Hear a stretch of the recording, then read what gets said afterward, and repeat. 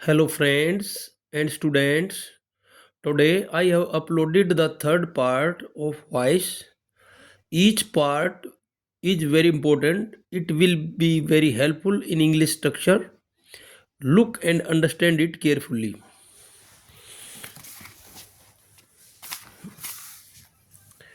Passive voice का ये तीसरा पार्ट है। इसे पहले दो पार्ट में डाल चुका हूँ। यहाँ इम्पेरेटिव सेंटेंस की जो रचना है पैसिव वॉइस के अंदर वो अच्छी तरह समझाई गई है। पैसिव वॉइस की जो पहचान होती है क्या होती है, वो वर्ब की फर्स्ट फॉर्म से शुरू होता है और उसमें ऑब्जेक्ट होता है। अब इम्पेरेटिव सेंटेंसेस के लिए they begin with the first form of verb, जैसा कि मैंने यहाँ बताया गया है। Their subject is you which is always hidden, यानी इम्पेरेटिव सेंटेंसेस का सब्जेक्ट यू होता है, जो अंडरस्टूड होता है वो हिडन होता है, वो लिखा नहीं जाता क्योंकि वो सेकंड पर्सन को ही बोला जाता है। तो इसलिए यहाँ पर हम इसकी रचना पैसिव वॉइस की रचना जो है किस प्रकार से होगी। यहाँ let plus object plus be plus third form, या object plus should be plus third form, दो तरह से इसकी स्ट्रक्चर बनाई जाती है। जैसा कुछ एग्जांपल्स के माध्यम से आपको अच्छी तरह से समझ में आएगा। Active voice, open the door, let the door be opened. Let और बी का यूज करते हैं, लेट और ऑब्जेक्ट द डोर, बी लगा के थर्ड फॉर्म होगी। Call in the doctor, let the doctor B called इन। और ये तो हमने लेट और बी से बनाए। इसके बाद शुड बी से, इन्हीं एग्जाम्पलों को शुड बी से कैसे दिखाया गया है। Open the door should be opened, object लाके और शुड बी लगा के थर्ड फॉर्म बना दी जाती है। Call in the doctor should be called in. Third example, respect your elders, let your elders be respected.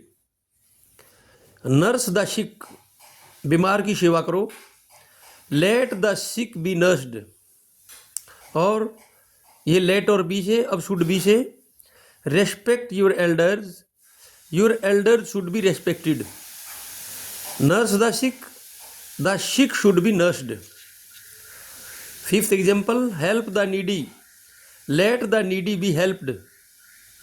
Never waste time, late time never be wasted.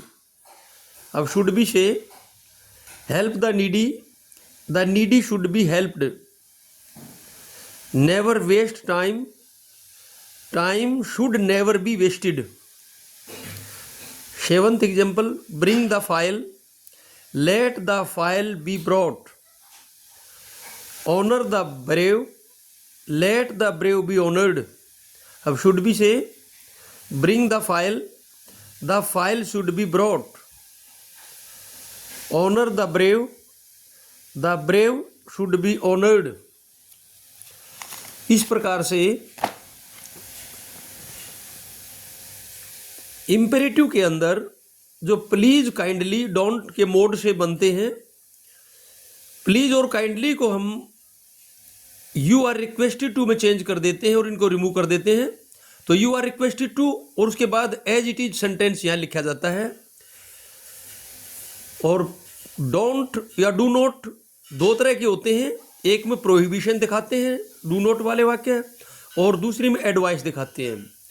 तो prohibition वालों के अंदर यू आर फॉरबेड टू और as it is वाक्य हो जाता है, do not को रिमूव कर देते हैं। और एडवाइस वाले वाक्य में you are advised not to, advise में फिर नोट लगा देते हैं और एज इट इज वाक्य बन जाता है। जैसा कि कुछ एग्जाम्पल्स दिए गए हैं जो आपको क्लियरली समझ में आएंगे। प्लीज हेल्प मी, यहाँ प्लीज था इसलिए हमने यू आर रिक्वेस्टेड टू आगे help me as it is रख दिया।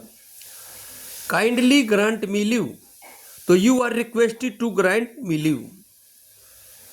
डोंट मेक एन वॉइस या do not make an voice, तो यहाँ इस वाक्य के अंदर यहाँ प्रोहिबिशन किया गया, मनाही की गई है। तो मनाही वाले वाक्यों में हम you are forbade to make a noise. Do not waste your time, यहाँ इस वाक्य के अंदर यहाँ सलाह दी गई है, एडवाइस दी गई है, तो इसलिए हमने डू नॉट को you are advised not to waste your time में चेंज कर दिया।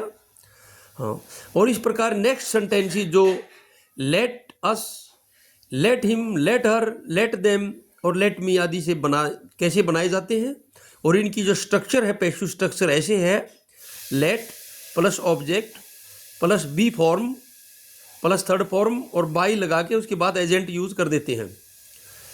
अब एक्टिव वॉइस के कुछ एग्जांपल्स हैं। लेट अस बास्क द सन।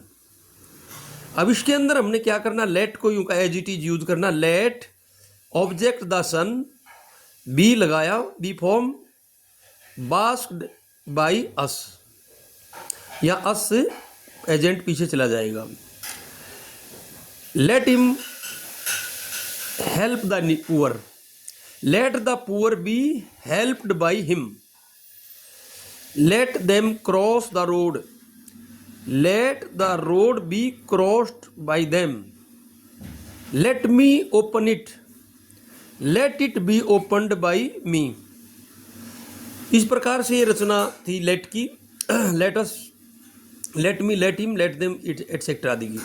इसके बाद कुछ some typical sentences are there.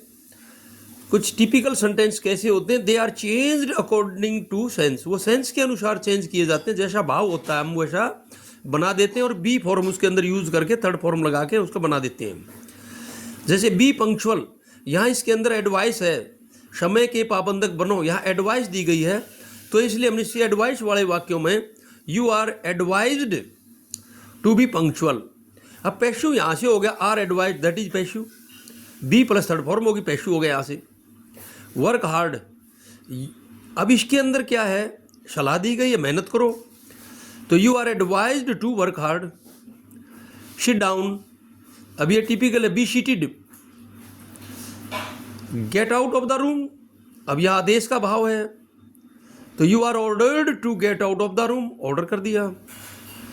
My hair needs cutting, अब इस तरह की सेंस वाले वाक्यों में भी उसी से शुरू होता, my hair needs to be cut.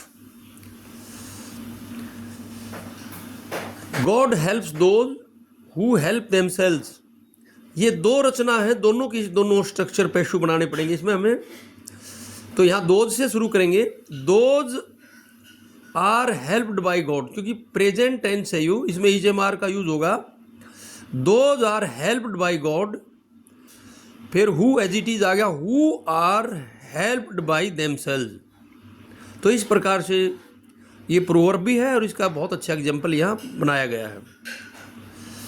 May you live long, optative sentence है, ऐसे वाक्यों की रचना इट इज प्रेड या इट इज विश्ड, या प्रे या विश दिखाया जाता है, उसके अंदर हम उसके अकॉर्डिंगली सेंस के अनुसार कर देते हैं। इट इज प्रेड दैट, या is prayed that is passive sense हो गई है, तो it is prayed that you might live long. तो इस प्रकार से आज हमारे वाक्य या इंपेरेटिव सेंटेंस के थे, जो आपको बहुत ही समझ में आए होंगे और आपके लिए जो ना इंग्लिश स्ट्रक्चर के लिए बहुत ही बेनिफिशियल होंगे। और अगली वीडियो मेरी पैसिव वॉइस की 4th वीडियो होगी, जो अगले टॉपिक पर होगी। और थैंक्स।